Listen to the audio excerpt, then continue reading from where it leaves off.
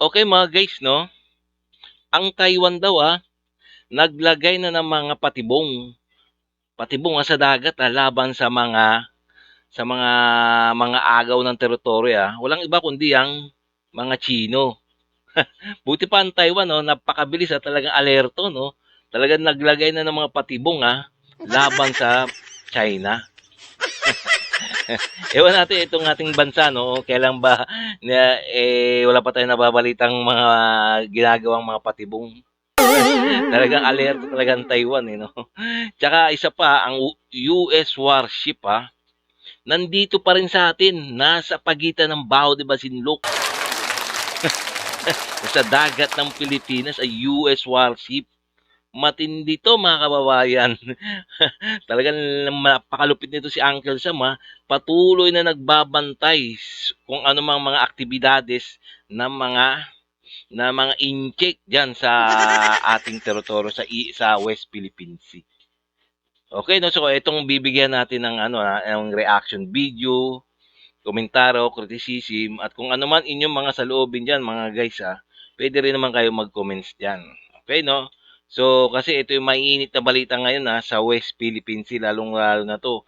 Ito nakakabwisit itong na to, no, itong mga inchik na to Talagang mga kakapal na mga mukha. Okay na, kung bago ka pa lang sa aking channel, please like and subscribe na lang muna sa ating YouTube channel bago tayo mag-umpisa. Okay, no? And please pakisubscribe din kay Good News Philippines. So sa kanyang video to, ating ang ating bibigyan na reaction. Okay na, so umpisa na natin. Ito, umpisa natin mga guys.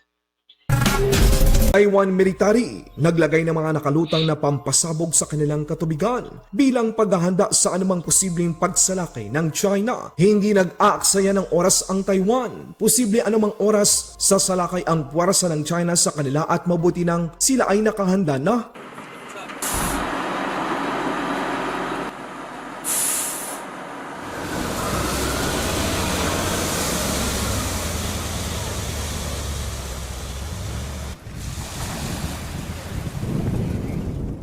Sa ibang balita naman, hindi takot ang Amerika Matindi no, malupit talaga ang Taiwan no.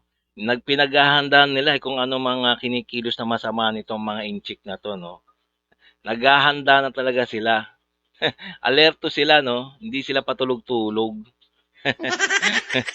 Kaya medyo takot ang mga inchik diyan sa Taiwan kasi nga naka-ready lagi. Naka-ready talagang handa sila.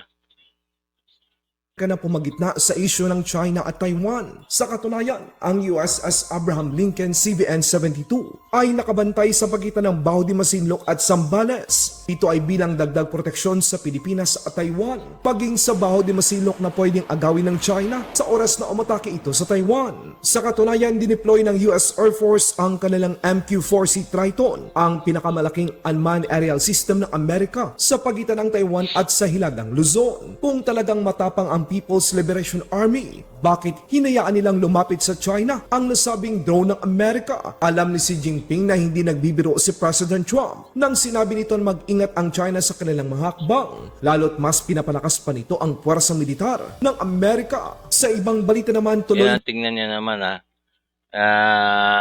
natatakot din pala itong mga inchik no. Tingnan mo, hindi talaga nagbibiro to. Hindi kayo bibiruin ni Uncle Sam, mga inchik kayo. hindi yan katulad ninyo, itong mga inchik kayo, hindi katulad niya, puro banta-banta lang yan. Si Uncle Sam, hindi pwede banta-banta lang, talagang totohanin niya yan. Patay kayo, mga inchik kayo. Ayan na, tinutotohan na, talagang nandyan na yung aircraft carrier nasa Baho de Masinloc. Patay kayo, mga inchik kayo. naman ang ginagawang hakbang ng South Korea upang labanan at sugpuin ang illegal Chinese fishing militia sa kanilang katubigan. Ayon sa datos ng South Korean Coast Guard, nasa 400 na mga Chinese fishing vessel ang kanilang naitaboy, nahuli at kinumpiska. Kabilang na rin dito ang pagkakulong ng mga Chinese national na sakay ng mga nasabing mga barko. Dagdag pa ng South Korea, dapat maging malakas at walang takot na harapin ang mga piratang Chino na nanghihimasok sa South Korean Exclusive Economic Zone. Bagong taon, bagong hamon para O tingnan nyo naman ha, ito ang kukulit talaga no, itong mga Chino na to no. Hindi na nakontento sa kanilang dagat no. Pati ba naman yung may dagat eh. Yung sa South Korea eh talagang pinapasok nila no. Ano ba 'yan? Wala bang isda doon? Wala bang isda doon sa tabing dagat nila itong mga Chino na to. Kukulit eh. sa Pilipinas. China Coast Guard 2305, namataan ng open source na ito ay nagsasagawa ng agresibong pagpapatrol sa Red Bank o Recto Bank, ang isa sa pinakamayaman sa oil at gas na bahagi ng Exclusive Economic Zone ng Pilipinas. Isang malinaw na ambisyon ng China na kontrolin ang mga kayamanang nakatago sa ilalim ng karagatan na sakop ng Pilipinas. Huwag tayong pumayag na gawin at suluhin ng China kung ano ang dapat ay para sa mga Pilipino. Kaya kahit sa anumang paraan, ipakita natin sa China na hindi tayo basta-basta na lang yuyoko at tanggapin kung ano ang gusto nila. Ayaw natin ng digmaan. Hindi tayo nakikipag-away sa China. China ang siyang nananakit at balakid para makapaghanap buhay ang ating mga kababayan sa West Philippine Sea. Oh, tingnan nyo naman, oh. Talaga itong mga incheck na to. Ano ba naman kayo? Mga incheck, mga chekwa kayo. Pati ba naman recto bank, ah? Talagang gusto niya pang kunin. Eh, nagmamanman na naman kayo sa, sa recto bank namin, ah. Ano ba kayo? Eh, may mga sarili naman kayong mga dagat. Ang kukulit nyo talaga, no? Kahit hindi tayo papayag ng mga Pilipino na mawala sa atin ang karapatan natin sa Recto Bank. Ang atin ay atin lamang, hindi para sa mga Chino. Kung meron mang ibang politiko na itinuturing na nakikipag-away tayo sa China, iba naman ang pananaw nating naniniwala na ang West Philippine Sea ay sa atin. Tayo ang inaapi, tayo ang sinasaktan, tayo ang ginigipit, tayo ang umiiwas, at higit sa lahat, tayo ang sinusuportahan ng maraming mga bansa dahil alam nila na nasa tama tayo. Ipinapakita lang natin sa China na ang pagtindig natin sa West Philippine Sea ay laban ng karapatan at kabuhayan ng bawat Pilipino. Tahimik at pikit mata ang mga politiko natin sa ginagawang pag-water cannon at pagwasak sa mga barko ng mga isda at barko ng Philippine Coast Guard. Pero ang lakas ng loob nilang magsabi na itigil natin ang pakikipag-away sa China. Sa halip na China ang kanilang pagsabihan, mga inosenteng Pilipino pa ang kinukumbinsi na parang tanggapin na lang natin at ipaubaya na ang West Philippine Sea ay para sa mga banyaga. Ang Tingnan nyo naman, ah. Yung mga incheck talaga, no, inihikayat pa ang mga Pilipino na tanggapin na lang nila, natanggapin na lang daw natin sa kanilang West Philippine Sea natin. Mga ugok. payag ba kayo dito mga kabayan? Sana dumating ang panahon na magising na tayo na wala po tayong makukuha sa pakikipag-away. Sana po lumamig na ang ulo natin sa usapin ng paligsahan sa China. Sana po magkaroon din ng puwang sa ating administrasyon na makipag-usap sa bansang China. Sapagkat sa ngayon po ay umiigting ang matagal ko na po ito sinasabi, 2023 pa nung nagkaroon po ako ng matinding debate diyan sa hearing patungkol sa China, diyan po sa West Philippine Sea. Tayo po ay nabas diyan ng kaliwat kanan sapagkat sinasabi nila na tayo daw ay pro-China. Hindi po tayo kailanman magiging pro-China. Tayo po ay pro-Filipino. Ang sinasabi lang po natin na kahit naman po sa Biblia, pagka binuksan natin, sa Quran, pag binuksan natin, ang maliwanag po dyan ay yung tayo ay magkaroon ng magandang relationship sa kapitbahay natin. Sa usapin po nito, kapitbansa natin ng China. Sa matagal na panahon, tayo po ay merong relationship dyan. Trade. Wala pa ho ang mga Espanyol, may trade na po tayo sa China. Sana buksan po natin ang puso natin at ang bansa natin na makipagnegosyo po tayo diyan sa China. Sapagkat buong ASEAN, pag sinabi pong ASEAN, miyembro po tayo niyan. Kasama tayong nagtayo ng ASEAN. Kasama natin ang Thailand, kasama natin ang Vietnam. Marami po tayo diyan sa ASEAN. Malaysia, andyan ho.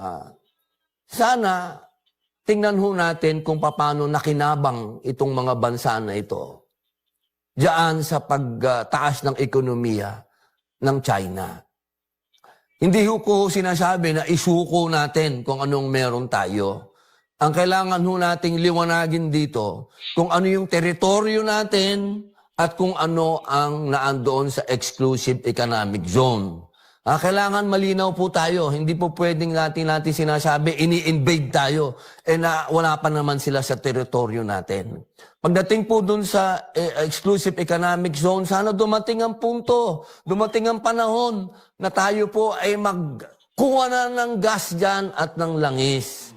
Sana dumating ang punto na tayo'y makinabang na dyan. Sana dumating ang punto na ang Pilipino malaya nang nakakagalaw-galaw dyan sa West Philippine Sea na hindi na sila binobomba ng tubig dahil nagninegosyo na tayo dyan. Sana dumating ang panahon na magising na tayo na wala po tayong makukuha sa pakikipag-away. Hindi po tayo magiging progreso, hindi tayo uunlad hanggat tayo po ay nakikipagbalitaktakan dyan sa China na yung kasama natin sa ASEAN nakikipagnegosyo. Kailangan sumabay po tayo sa alon. Pero hindi ko po sinasabi na tayo ay magpakaduwag dyan. Aba, hindi po. Hindi ko po ganun sinabi yun, ha? Ang sinasabi ko po yung makipagnegosyo. Laban Yun! Ito talaga si paring Robin, no? Ewan natin, pwede rin kayo mag-comments dyan, ha? Kung anong masasabi nyo kay paring Robin Padilla, kay Senator. Uy, nakakatawa lang talaga to si Senator Robin Padilla, no? Talagang hindi raw siya pro-China, pero gustong makipagkasundo sa mga Chino. Ano ba naman, yun, ang labo, parang ang labo yata, no, mga kababayan. Ay, nako. Okay, no, so hanggang dito na lang tayo, mga kababayan, no, mga guys, no. Kung nagustuhan nyo yung mga ganitong mga reaction video, kung nakatulad nito, no, nakasama ang aking muka, please, like and subscribe na lang muna tayo sa ating YouTube channel bago tayo magtapos. Okay? Nang sa ganun, ma-update pa kayo sa mga video na aking pang i-upload. Okay, no? So, maraming salamat.